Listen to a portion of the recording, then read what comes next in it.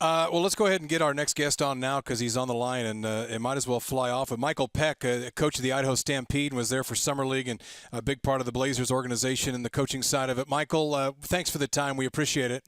Absolutely, no problem. We were just talking to CJ McCollum a moment ago, and impressive guy, as you know, from being around him at Summer League.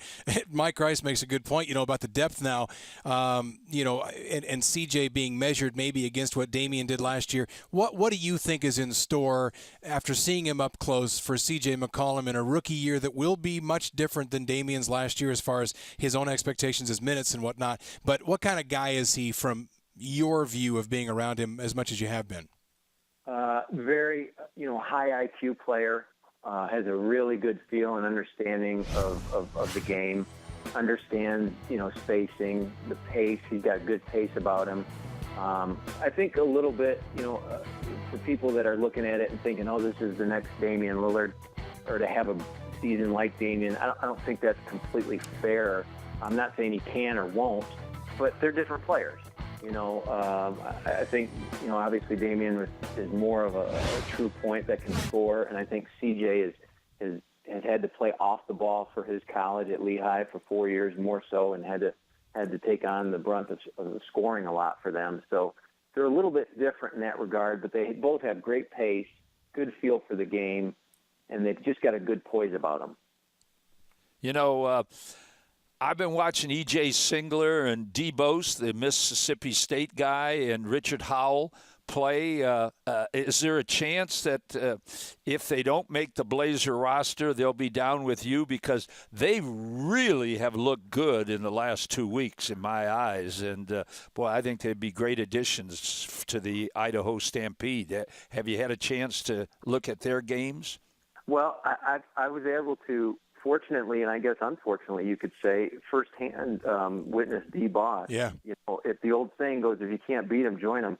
D-Boss handed me my first loss as a head coach back in 2007 when we were playing for the National Prep Championship in New York when he was playing for Hargrave. We both went into that game undefeated, and he literally kind of had his way with us and just had a monster game and beat us by 3 at the end. And, I've always remembered him since then, followed him a little bit and watched him as much as I could at Mississippi State. I think he's just a tremendous player who can obviously really go, and he can score. He's got speed. He's so much more mature now than, obviously 07, having the experience that he has at Mississippi State and overseas. So I'd love to have him. And, EJ is a very cerebral player who's been coached and understands and been in a great system at Oregon. So having those guys would be a huge bonus for me, and I'd love to have them. Michael, we've talked a lot about the benefit. The Blazers made the investment to have their own D-League team. Not every team does, but the Idaho Stampede married to the Blazers in many ways. The system can be mirrored at the D-League level. What has it been like for you, and what's the working relationship like during the season as far as the offense you run, the guys that are down in the D-League? How are you using them? What has it all been like for you? Well, system-wise, we do want to mirror what Coach Stotts is doing, and especially defensively, and that's why I'll be up there again Friday for the month of October for training camp, just so that terminology and philosophies are consistent. In the event that we do get assigned players, there's no hiccups or delays in the development process, so they know coming to us in Boise right away that we're doing a lot of the same things. Offensively, Coach Stott, I like what Coach Stotts does. He told me last year, I think you'll end up doing some of what we do. He goes, but feel free to, do some of your own stuff offensively. We went ahead and put in a lot of what they did offensively because philosophically, I think, we're kind of on the same page in terms of, how to play and things we like to do offensively and in terms of the speed of the game. So I would imagine, and obviously just like last year, it will be a mirrored system. Now, you had a tryout camp in Boise the 21st, and you have one coming up this September 28th in Portland. Tell us about that. The one in Boise was tough. We didn't have good numbers there. We had just under 10.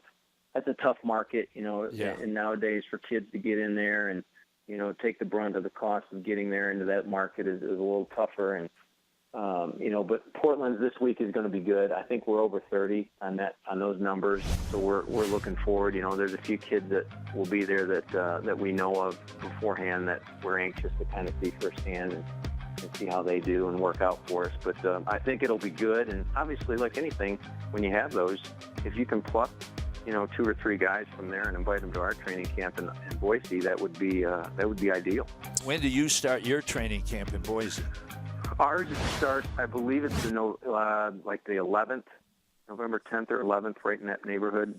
We still haven't gotten the date for the D-League draft yet, but that usually happens right when training camp for the NBA ends.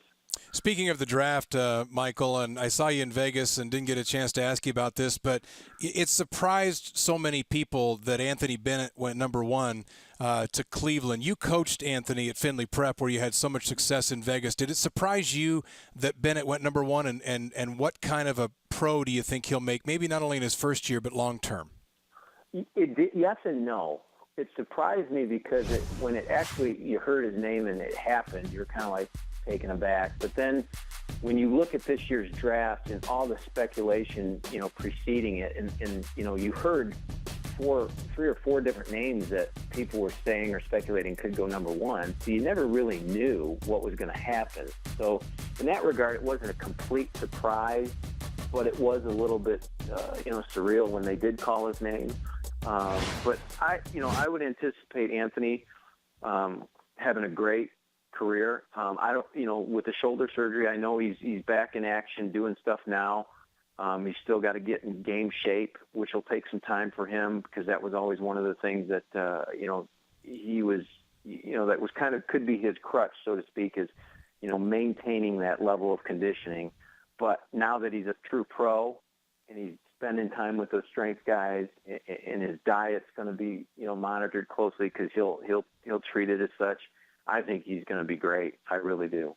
Well, Michael, we appreciate the time, and we look forward to seeing you around the practice facility for the month of October. Great to have you around. Terry Stotts loves having you guys around as well, and then send you off to Idaho. You guys, again, as we talked about, systems maybe mirroring each other. It's such a benefit to the Blazers organization, not only to have the Idaho Stampede as their sole affiliate, but to have a guy like you running it. So we appreciate the time very much, and good luck to you. Absolutely. Anytime. Thanks, guys. All right, Michael Peck, the coach of the Idaho Stampede, the D-League affiliate of the Portland Trail Blazers. And, again, such a benefit to have a system where you can – it's not, exactly like a farm club in baseball. Whereas – and I get asked this question a lot – whereas the players playing for the Idaho Stampede, they aren't the property of the Trailblazers. No. But – it's nice to have a system you can put guys in, have them run what Coach Stotts is running here, have control over it, at least to some degree, as you heard Michael talk about the conversations he and Terry have. It's a big benefit and fun to follow them as well from afar.